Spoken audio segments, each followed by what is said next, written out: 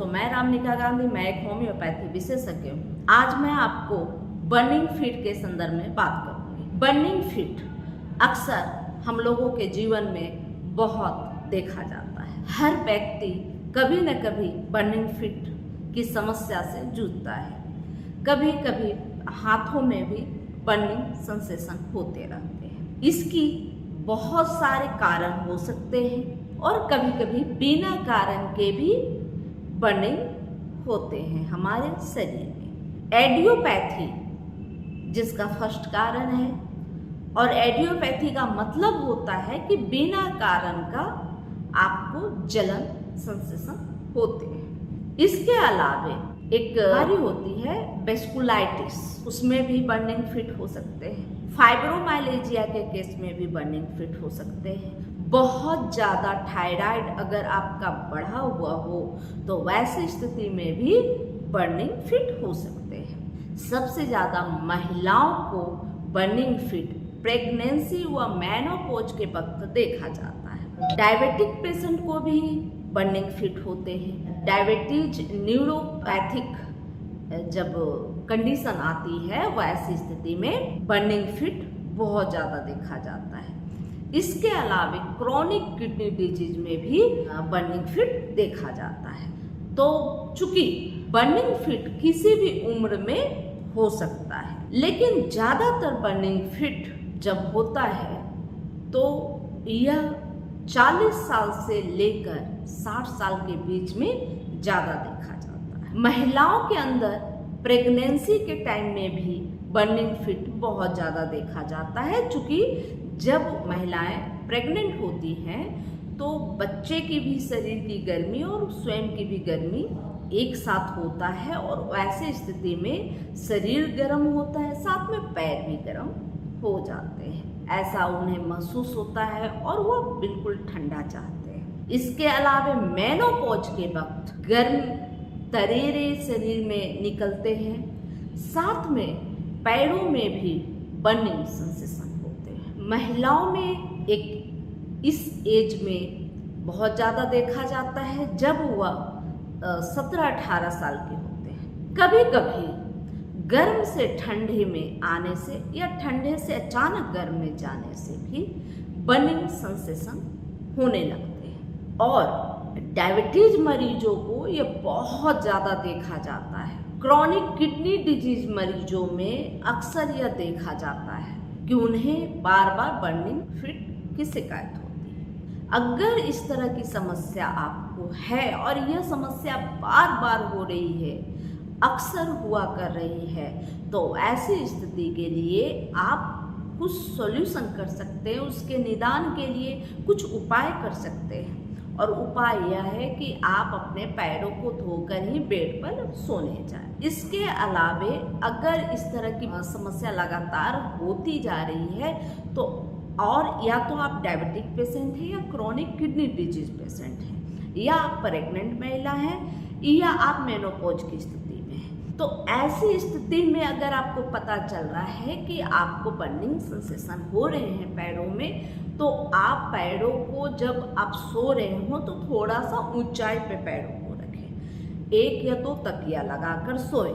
इससे जो रक्त का प्रवाह होता है वो हृदय की तरफ चला जाता है, जिससे बर्निंग सेंसेशन बहुत कम होते हैं। इसके अलावा आपको अगर बार बार बर्निंग सेंसेशन होते हैं, बर्निंग फिट होते हैं, तो वैसे स्थिति में आप प्लास्टिक के चप्पल या बहुत हार्ड चप्पल का प्रयोग ना करें। जहाँ तक संभव हो शुद्ध लेदर के चप्पलों का उपयोग करें। चमड़े के चप्पल का उपयोग करने से आपको इस तरह की बर्निंग फिट की समस्या भी ठीक होगी, आंखों की भी रोशनी बरकरार रहेगी। चूँकि इस तरह की समस्या अक्सर गर्मियों में बहुत ज़्यादा देखा जाता है।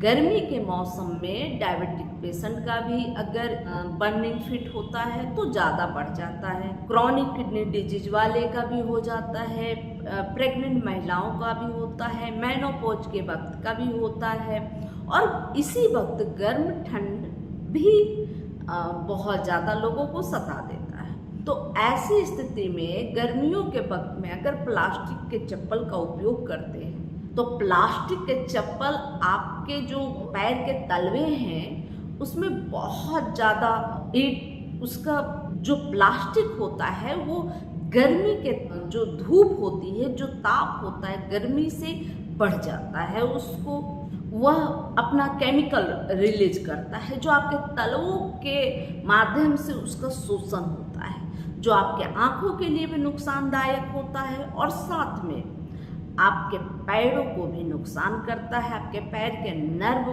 को भी चोटिल करता है अगर कोई हार्ड सैंडल या हार्ड जूते का अगर आप प्रयोग करते हैं। तो ऐसी स्थिति के लिए आप इन सब चीज़ों का प्रयोग ना करें। अब बात कर लेते हैं होम्योपैथिक दवाइयों के बारे में। तो अगर आप होम्योपैथिक से ताल्लुक़ रखते हैं, होम्योपैथी के बारे में जानकारी रखते हैं, तो सबसे पहले 3 दवाइयाँ आपके सामने नजर आने लगेगी, जिसमें सल्फर, फास्फोरस व आर्सेनिक, यह 3 दवाएं सबसे पहले स्मरण होता है जब भी बर्निंग फिट होता है। बात करते हैं सबसे पहले नंबर की दवा सल्फर से। सल्फर के जो मरीज होते हैं नहाने धोने से बहुत ज़्यादा कतराते हैं, बचते हैं। इन मरीजों को बहुत ज़्यादा गर्मी भी लगती है लेकिन फिर भी नहाना धोना कम पसंद करते हैं। इसके अलावे ऐसे जो मरीज होते हैं मीठे के प्रति आकृष्ट होते हैं। जो सल्फर के मरीज होते हैं बहुत ज़्यादा देर तक खड़े नहीं रह सकते। ऐसे लोगों को जब बर्निंग फिट होती है तो वो अपने पैर को चादर से बाहर निकालना पसंद करते हैं। ऐसी स्थिति में सल्फर 30 पोटेंसी में सुबह, दोपहर व शाम लेनी चाहिए। इसके बाद बात करते हैं फास्फोरस की। फास्फोरस बहुत ही बेहतरीन दवा है किसी भी प्रकार के जलन के लिए। फास्फोरस के जो रोगी होते हैं उन्हें बहुत तेज जलन होता है, जलन महसूस होता है और ऐसे जो रोगी होते हैं वह ज़्यादातर बहुत पुरानी बीमारियों को भोगने वाले होते हैं, जैसे डायबिटिक पेशेंट होते हैं या क्रॉनिक किडनी डिजीज वाले पेशेंट होते हैं। इन्हें जो लंबे समय से कोई बीमारी भोग रहे हों और उन्हें इस तरह के बर्निंग सेंसेशन हो रहे हैं, वैसे लोगों को फास्फोरस बहुत अच्छा कार्य करता है। फास्फोरस भी 30 पोटेंसी लेनी चाहिए। इसके अलावे आप आर्सेनिक की बात कर लेते हैं। आर्सेनिक का जो मरीज होता है उसे रात को बहुत ज़्यादा जलन महसूस होती है और 12 बजे रात के बाद उन्हें और भी ज़्यादा महसूस होता है जलन और वो सो नहीं पाते, बहुत बेचैन हो जाते हैं वो जलन से। तो ऐसे जो रोगी होते हैं वो बहुत सफाई करते हैं, बहुत सफाई पसंद होते हैं, फिर भी उनके पैरों में जलन होती है और रात के वक्त बढ़ जाती है। बेचैनी बहुत होती है, थोड़े थोड़े प्यास भी बहुत लगते हैं उन्हें। तो ऐसी स्थिति में आर्सेनिक लेनी चाहिए। इसके अलावा मेडोराइनम भी बहुत अच्छी दवा है।